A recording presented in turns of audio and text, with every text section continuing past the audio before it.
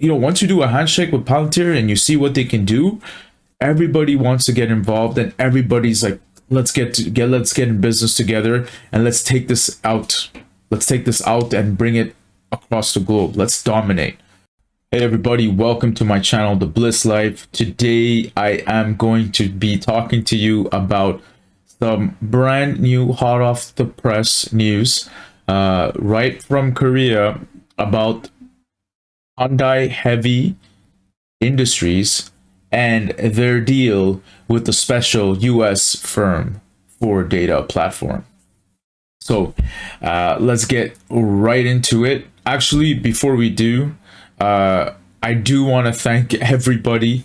Yesterday I posted a video about Meta Constellation and Palantir, and I was so excited that I had 22 subscribers, and people were watching my videos. What I was putting out was resonating, and people were liking and leaving comments, and I was super happy about that. And I just had to express it in the video because it was late. It was like 12:41 a.m. when I finished everything. Today I see that video had 400 views, which has never happened to me before. Oh my god! Wow! And I got an extra 20 subscribers, which means people are really enjoying what I'm putting out. So I am so happy and so grateful for that. So thank you very much. Now let's get into the fun stuff. So this deal is fresh. It was announced January 5th, 2022 at 11:40 a.m.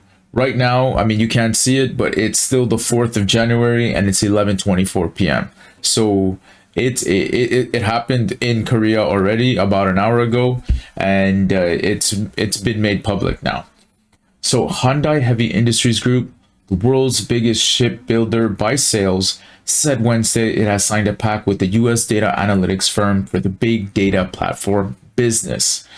At the Consumer Electronics Show held in Las Vegas, the South Korean shipbuilder signed a memorandum of understanding with Palantir Technologies to establish a big data platform and a joint venture.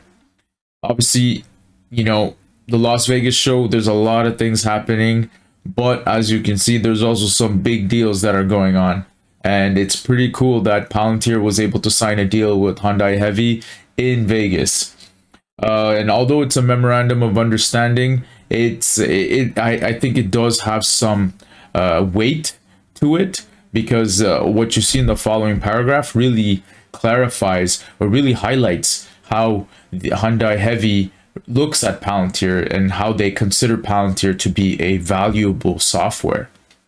So here they say the partnership will substantially improve the competitiveness of the group's core businesses. Say it again. Will substantially improve the competitiveness of the group's core businesses, and it will be an important turning point in innovation of organizational culture, said Chung Ki-soon, Chief Executive Officer of Hyundai Heavy Industries Holdings, said in a statement. Under the MOU, the two companies will jointly build a big data platform for the group's key affiliates related to shipbuilding, offshore engineering, energy, and industrial machinery. So all the heavy hitters. The group will provide the affiliates process expertise and sales know-how, whereas Palantir will offer software and development personnel. That's great. Palantir's team is creme de la creme. They're the best. They really do a good job. And when you hear them going to tackle challenges that take people months to do, that they can do in weeks or days, or sometimes even hours, it's a very talented team. Once the platform is built, they will create a joint company that specializes in developing and selling big data platform services and commercialize big data solutions, from platform construction to operations to global companies, the company said. Okay, so how big is Hyundai Holdings Group? I went straight to their investors relation page. I got the details here. 2021, they had about 19 million in sales. And then, I had a little glitch. It was like in millions. So just to keep things simple, we could do this in Google right now. 18.2 9 million times a million times 0.0083. I'm missing a zero. That's the FX rate for Korean dollars to US dollars. And that's about $15 billion in sales. So it's a big industry. It's a big company. They have $15 billion in sales.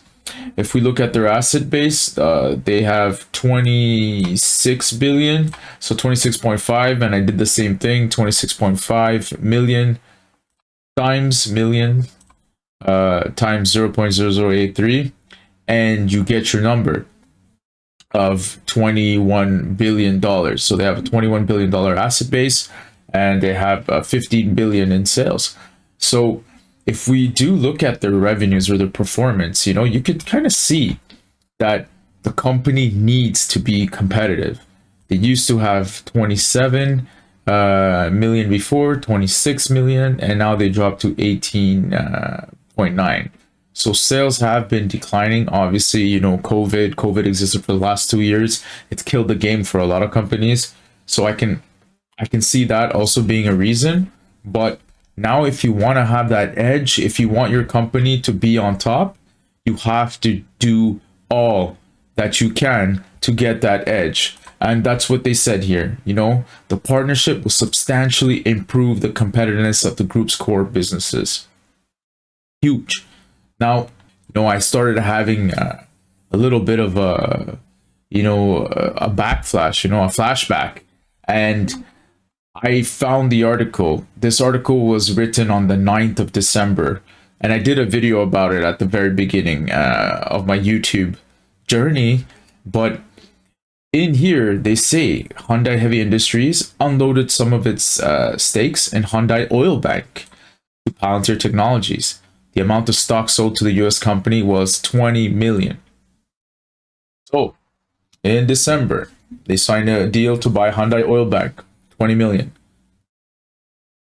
And then, a month later, or less than a month later, the parent company is like, we need to do a deal. Like, we need to make this happen. And, if I was to speculate, I would imagine that this sale probably introduced the Palantir team to Hyundai Oilbank, and they made a pitch to offer foundry services. And Hyundai Oilbank saw the immediate gains. This is my fantasy. Hyundai Oilbank saw the immediate gains that could be had, and then they turned around and escalated it to the parent company. And the parent company said, "Forget selling to us. Let's take this and go global. Let's take it everywhere to all the heavy industry players that we know." And this kind of reminds me of the partnership that Palantir had with the Taiwan semiconductor business. I did a video on that. Oh yeah, it was this one. Yeah. Don't get too excited about the Merck and Palantir partnership before knowing this. And this was the Merck, not Merck Pharma company, but Merck, a electronic business that specializes in making semiconductors, which is a rare chip that everybody needs for everything. And Palantir entered into a partnership with them, and they also wanted to do the same thing. They also wanted to say, okay, let's take this, what we're working together, but let's take it worldwide. Let's take it across the supply chain to other competitors and get them on board.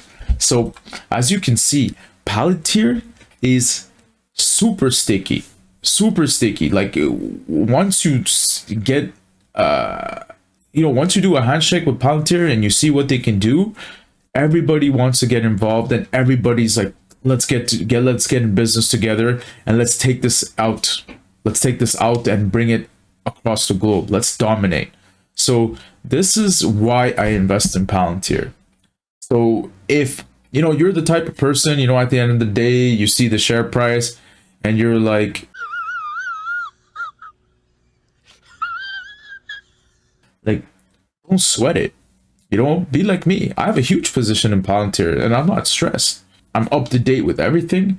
I'm following the financials. And if I start to see things that I don't like and it doesn't rub well, then I would say, okay, let's maybe trim or let's add to my position. This is exciting.